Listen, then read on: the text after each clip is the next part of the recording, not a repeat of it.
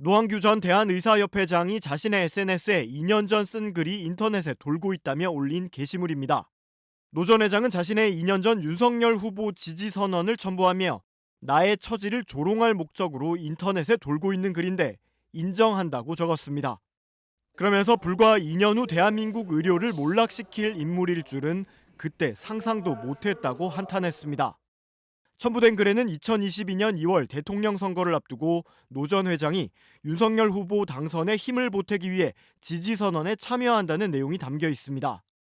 당시 노 전 회장은 윤 후보가 대통령에 당선돼야 한다고 굳게 믿는다며 윤 후보가 수호 의지를 가진 자유민주주의에 의해서 인권 수호가 보장되는데 이는 생명을 지키는 의료가 추구하는 가치와 일치한다거나 국가 발전을 가로막는 귀족 노조의 문제점을 정확히 파악하고 이를 해결할 의지를 가진 후보라는 등의 지지 이유를 제시했습니다. 2년 전 자신의 선언에 대해 노 전 회장은 뒤돌아보니 손에 왕자를 새긴 채 방송 토론에 나왔을 때 알아봤어야 했다며 신호를 너무 무시했다고 후회했습니다. 이어 노 전 회장은 물론 이재명을 찍을 수는 없었다며 자유민주주의와 인권, 챗이라고 덧붙이며 씁쓸한 감정을 드러냈습니다. 앞서 노 전 회장은 정부는 의사를 이길 수 없다는 글을 SNS에 올려 전공의들의 집단행동을 부추겼다는 혐의 등으로 보건복지부로부터 고발을 당해 경찰 수사를 받고 있습니다. 정부는 고령사회 대비와 필수의료, 지역의료 인력 확충을 위해 의대 정원 2,000명 증원 계획을 발표했지만 의사협회는 왜 2,000명을 늘려야 하는지 근거가 없고 그만큼의 추가 자원을 소화할 인프라도 턱없이 부족하다며 반발하고 있습니다.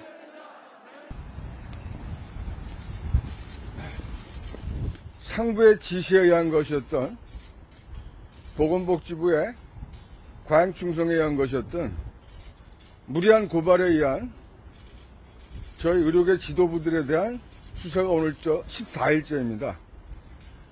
그간 저를 포함한 5명의 피고발인들이 거의 100시간 넘게 조사를 받았고 예정에 없던 참고인 11명도 조사를 받아왔습니다. 그러나 여태까지 수사당국은 우리에게 씌운 혐의를 입증할 만한 어떠한 근거도 제시하지 못하고 있습니다. 그러는 와중에 전명화되기를 포기한 후배 전공의들이 자진하여 병원을 나간 이 상황에서 보건복지부는 강제 노동에 해당하는 진료유지 명령을 발부하고 진료 명령에 따르지 않으면 처벌하겠다고 하고 있습니다. 그저께 김태구 위원장과 박명하 회장은 집회에서 회원들을 격려했다는 메시지를 근거로 의사에게는 생명과도 같은 면허 정지 처분을 내렸습니다. 자유민주주의를 지키는 가장 중요한 기본은 언론의 자유와 집회 결사의 자유입니다. 언론의 자유와 집회 결사의 자유를 망각하고 무시하는 윤석열 정부에게 우리 의사들은 고합니다. 오늘부로 대한민국 14만 의사들은 의지를 모아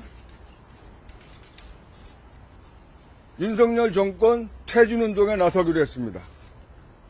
아직 다 의견을 모으지는 못했지만 제가 우리 의사들의 의지를 모아 자유민주주의를 지키기 위해 윤석열 정권 퇴진운동에 앞장서려고 합니다.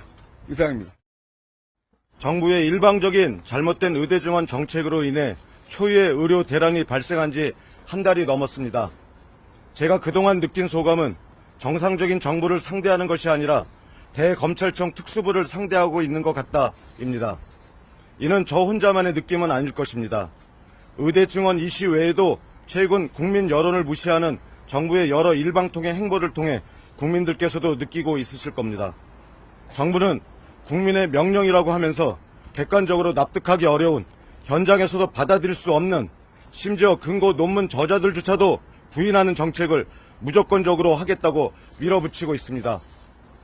그러면서 의사들을 악마화시키고 범죄자로 만들고 그러다 불리해지니 앞에서는 대화하겠다고 해놓고 다시 뒤에서는 현장의 의견을 뭉개고 일방통행하면서 안 오면 죽는다는 식으로 밀어붙이고 있습니다.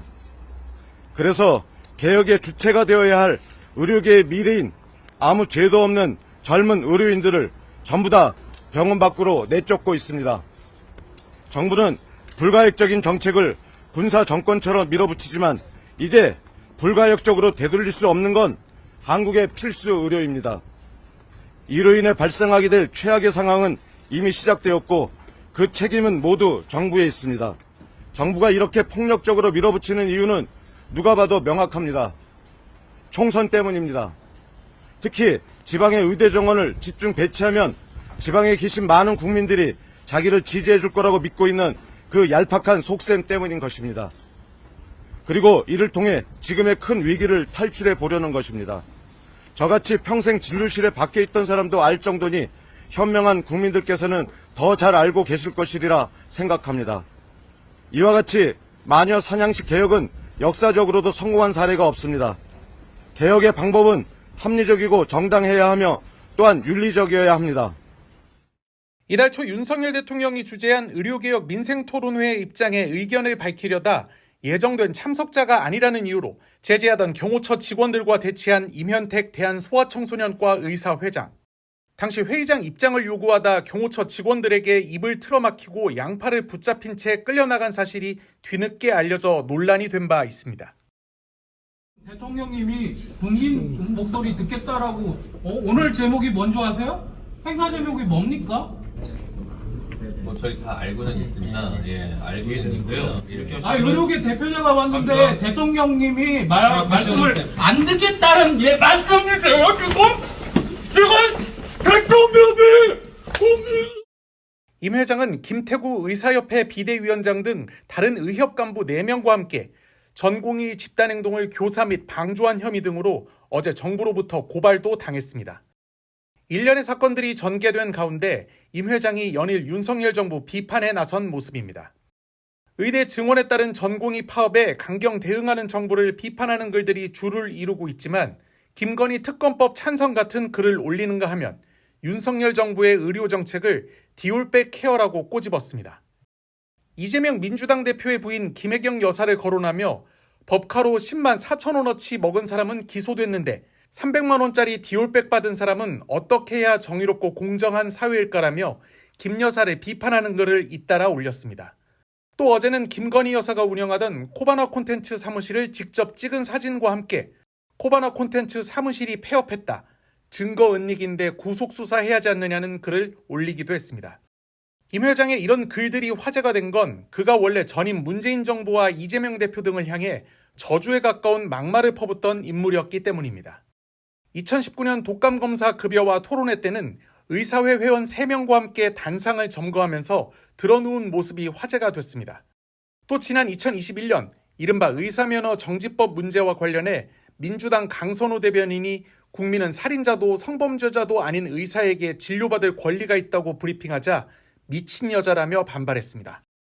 또 같은 해 이재명 당시 경기지사가 의료계 총파업 조짐을 비판하자 김부선 씨 얘기나 자세히 해보라, 시정잡배 수준이라고 비판했고 최근에는 이 대표 피습 사건 당시 헬기로 서울대병원에 이송된 게 업무 방해죄에 해당한다며 검찰에 고발하기도 했습니다.